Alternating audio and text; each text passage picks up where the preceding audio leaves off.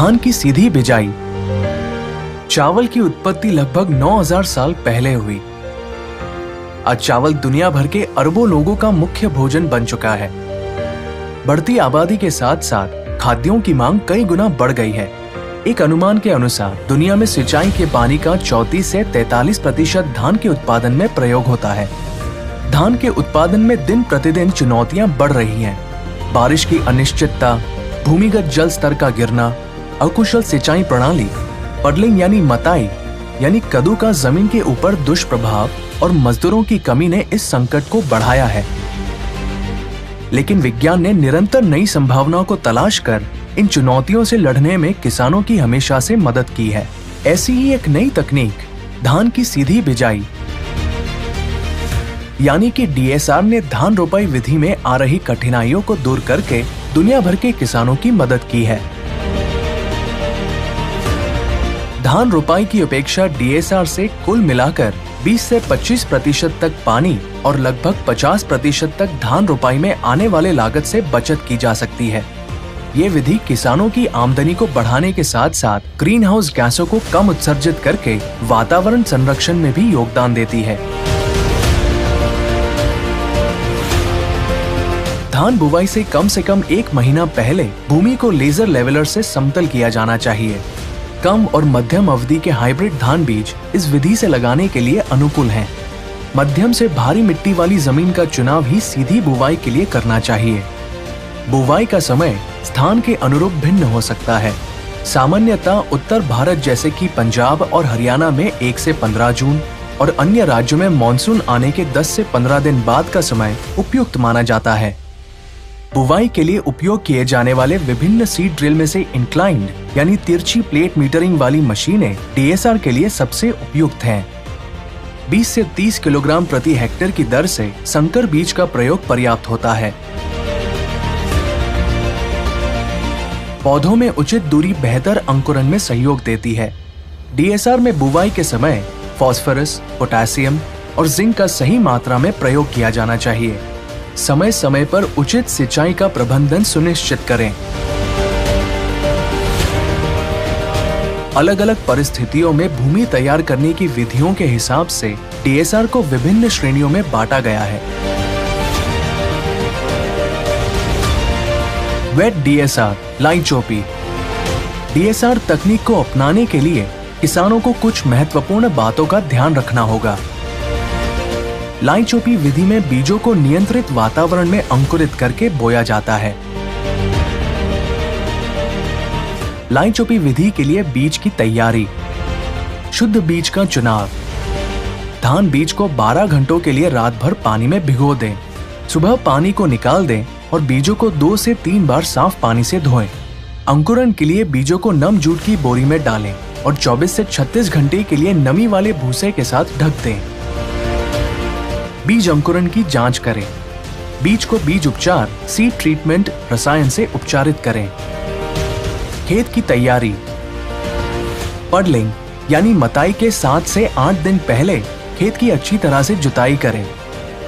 खेत को laser leveller से समतल करने के बाद अच्छी तरह से मताई करें ताकि बढ़िया सिंचाई प्रबंधन सुनिश्चित किया जा सके।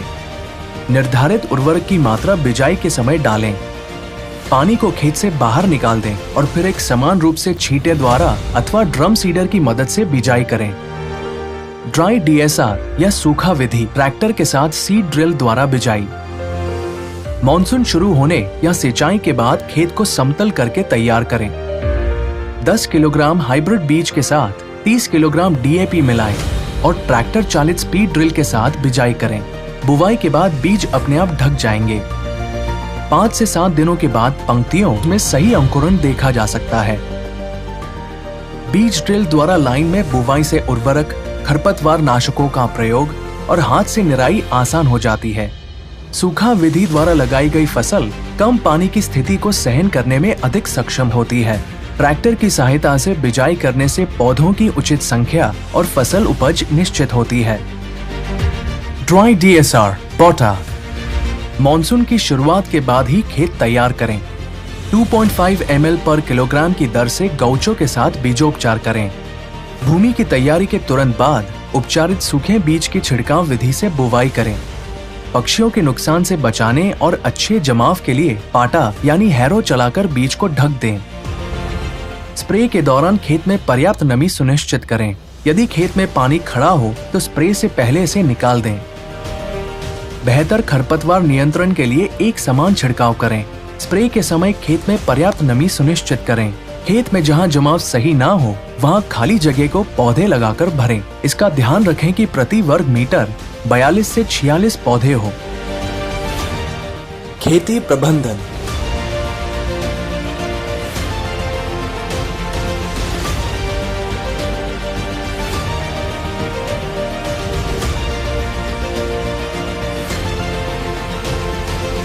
खरपतवार नियंत्रण सीधी बिजाई यानी डीएसआर के लिए महत्वपूर्ण है।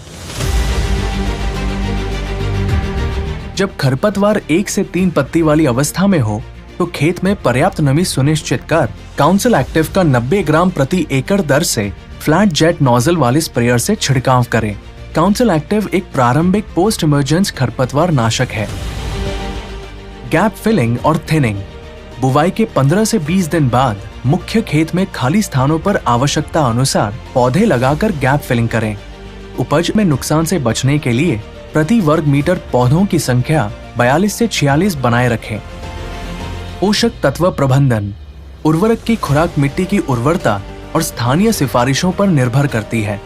उर्वरकों की समय पर और संतुलित खुराक से अच्छी उपज और फसल की गुणवत्ता में सुधार होता है। फसल की कटाई। जब 80 से 85% दाने फसल की तरह हल्के पीले रंग के हो जाए तो ये कटाई का सही समय है। समय पर की गई कटाई अच्छी गुणवत्ता के साथ बेहतर उपज सुनिश्चित करती है। 7 से 10 दिनों की कटाई में देरी लगभग 10 क्विंटल प्रति एकड़ तक पैदावार का नुकसान कर सकती है। धान की सीधी बिजाई में सावधानियां। धान की डीएसआर विधि के लिए खारी और क्षारीय मिट्टी वाली जमीन का चुनाव ना करें। निचली जलमग्न और सूखा प्रवण क्षेत्रों से बचें। खेत का समतल होना आवश्यक है। कीट और बीमारी ग्रस्त क्षेत्रों का चुनाव ना करें। शुद्ध बीज का प्रयोग सुनिश्चित करें। समय पर गैप फिलिंग, चलाई, खरपतवार नाशक का प्रयोग और कटाई सुनिश्चित करें। उर्वरक का प्रयोग सही समय और सही मात्रा में किया जाना चाहिए। नाइट्रोजन उर्वरक के अधिक उपयोग से बचें, विशेष रूप से पैनिकल की शुरुआत की अवस्था के बाद। खेत में पौधों की उचित संख्या सुनिश्चित करें।